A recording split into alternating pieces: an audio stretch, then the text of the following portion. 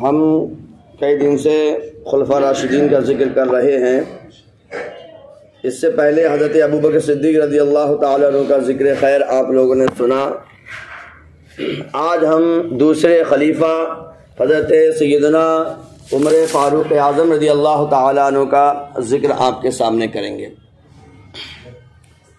خلفاء راشدین میں سے دوسرے خلیفہ کون ہیں اور ان کا تعارف، ان کا پریچے، ان کا انٹروڈکشن۔ جواب، حضرت ابوبکر صدیق رضی اللہ تعالیٰ عنہ کے بعد دوسرے خلیفہ حضرت عمر رضی اللہ تعالیٰ عنہ کا مرتبہ ہے اور وہ باقی سب سے افضل ہیں۔ آپ کا نام عمر بن خطاب، لقب فاروق اور کنیت ابو حفص ہے۔ آپ رضی اللہ تعالیٰ عنہ نبوت کے چھٹے سال 40 مردوں اور 11 عورتوں کے بعد ایمان لے کر آئے۔ جب حضور صلی اللہ علیہ وسلم نے نبوت کا اعلان کیا تب ہمارے پیارے آقا صلی اللہ علیہ وسلم 40 برس کے تھے، اور یہ 6 سال کے بعد، یعنی جب حضور صلی اللہ علیہ وسلم 46 سال کے ہو گئے اور حضور صلی اللہ علیہ وسلم کو نبوت کا اعلان کیے ہوئے 6 سال گزر گئے تھے، اور 40 مرد اور 11 عورتیں اس وقت ایمان لا چکی تھیں۔ اس کے بعد حضرت عمر رضی اللہ تعالیٰ عنہ ایمان لے کر آئے۔ آپ رضی اللہ تعالیٰ عنہ کے اسلام لانے کے دن سے اسلام کا غلبہ شروع ہوا۔ سب سے پہلے آپ رضی اللہ تعالیٰ عنہ ہی کا لقب امیر المومنین ہوا۔ آپ یعنی فاروق اعظم کا رنگ سفید سرخی مائل اور قد آپ کا دراز تھا، یعنی لمبا تھا۔ آپ کی آنکھیں سرخ تھیں، اور آپ رضی اللہ تعالیٰ عنہ کے عہد خلافت میں بہت فتوحات ہوئی ہیں۔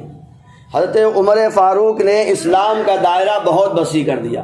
بہت سارے ملک حضرت عمر فاروق رضی اللہ تعالیٰ عنہ کے زمانے میں وہ مسلمانوں کے قبضے میں آ گئے تھے، اور مسلمانوں نے آپ کی کارکردگی کے ساتھ ان کو فتح کیا۔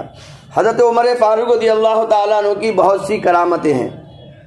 آپ کی بہت ہی مشہور کرامت ہے دو۔ ایک مرتبہ آپ نے ایک لشکر بھیجا کفار کے خلاف نہا بند میں، تو وہ وہاں پر جنگ لڑ رہا تھا، اور یہ مدینہ شریف سے کئی 100 کلومیٹر دور تھا۔ تو آپ نے جمعے کا خطبہ آپ پڑھ رہے تھے، وہیں خطبے میں بیچ میں آپ نے کہا یا ساریت الجبل، یا ساریت الجبل۔ لوگ تعجب میں پڑ گئے کہ ساریہ تو جنگ لڑنے گئے ہیں، سپہ سالار تھے، تو کہا حضرت عمر ان کا نام خطبے میں کیوں لے رہے ہیں؟ تب جب وہ واپس آئے تو پتہ چلا کہ جنگ مسلمان ہارنے والے تھے، جنگ مسلمان ہارنے والے تھے، پہاڑ کے پیچھے سے دشمن آ رہے تھے۔ حضرت عمر فاروق نے کئی 100 کلومیٹر دور سے ہی ساری اسکرین آپ کے سامنے چل رہی تھی۔ لوگ کہتے ہیں سائنس نے بڑی ترقی کری، خاک کر لی سائنس نے ترقی۔ ایسا کوئی انسان بنا کے دکھائے سائنس، 2000 کلومیٹر دور بغیر کسی موبائل، بغیر کسی سیٹلائٹ کے بتاتے لوگوں کو ڈائریکشن دے دے۔ عمر فاروق مسجد کے اندر سے ہی ڈائریکشن دے رہے ہیں فوج کو، ارے ساریہ تم پیچھے پہاڑ کی طرف دیکھو، پہاڑ کی طرف دیکھو۔ اور پھر جب انہوں نے مورچہ سنبھالا، آواز حضرت عمر فاروق کی سنی، اور جب انہوں نے معاملہ پلٹا تو مسلمان جیت گئے۔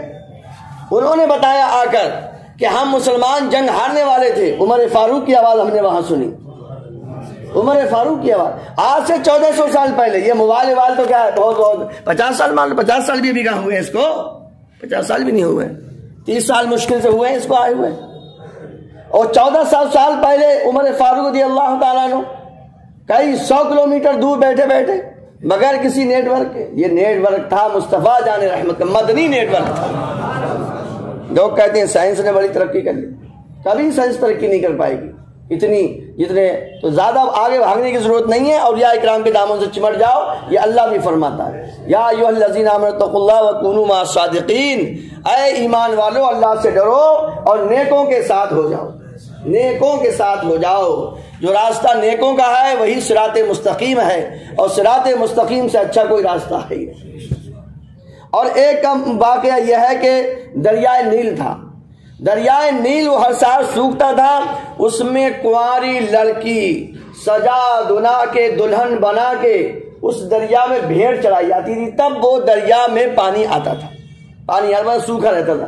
جب عمر فاروق رضی اللہ عنہ کی حکومت آئی اور حضرت عمر فاروق نے اپنا گورنر بنا کے وہاں بھیجا تو لوگوں نے کہا بھائی اب آپ گورنر ہیں، ایک لڑکی، ہم کہا لڑکی کیوں؟ کہا صاحب یہ تو یہاں کی ریت ہے، یہاں کا رواج ہے، جب تک کنواری لڑکی کی بھیٹ دی نہیں جائے گی دریا چلے گا نہیں، اور دریا چلے گا نہیں تو پھر کسان وسان سب مر جائیں گے، سب اسی میں زندگی ڈیپینڈ ہے۔ کہیں انہوں نے خط لکھا حضرت عمر فاروق کے پاس کہ ایسا ایسا مسئلہ ہے۔ عمر فاروق نے فرمایا نہیں، اسلام میں یہ سب خرافات بند، اسلام آ گیا ہے، کوئی خرافات نہیں ہوگی۔ حضرت عمر فاروق نے دریا کے نام خط لکھا۔ کس کے نام؟ دریا کے نام۔ انسانوں کے نام تو خط، آرڈر، آدیش، میل آتے رہتے ہیں، عمر فاروق نے خط لکھا دریا کے نام اور کہا اللہ کا نام بسم اللہ الرحمن الرحیم، یہ اللہ کے بندے عمر فاروق کی طرف سے ہے، اے دریا اگر تو اپنی مرضی سے چلتا ہے تو مت چل، ہم تو بھیٹ دینے والے نہیں ہیں، اور اگر اللہ کے حکم سے چلتا ہے تو چل جا۔ اور فرمایا یہ خط جا کے دریا میں ڈالو۔ جیسے ہی حضرت عمر فاروق کا خط لکھا ہوا دریا میں ڈالا گیا، دریا آج تک چل رہا ہے، آج تک دریا میں خشکی نہیں آئی ہے، آج تک دریا خوب جاری ہے، خوب جاری ہے، مستی سے چل رہا ہے۔ کوئی آج تک حضرت عمر فاروق کے زمانے کے بعد جب وہاں اسلام پہنچا آج تک کسی لڑکی کی بھیٹ نہیں دی گئی ہے، نہ دی جائے گی۔ یہ دو مشہور کرامتیں ہیں حضرت عمر فاروق رضی اللہ تعالیٰ عنہ کی۔ اب سنیے حضرت عمر فاروق رضی اللہ تعالیٰ عنہ کا ہمارے پیارے آقا صلی اللہ علیہ وسلم سے رشتہ کیا تھا۔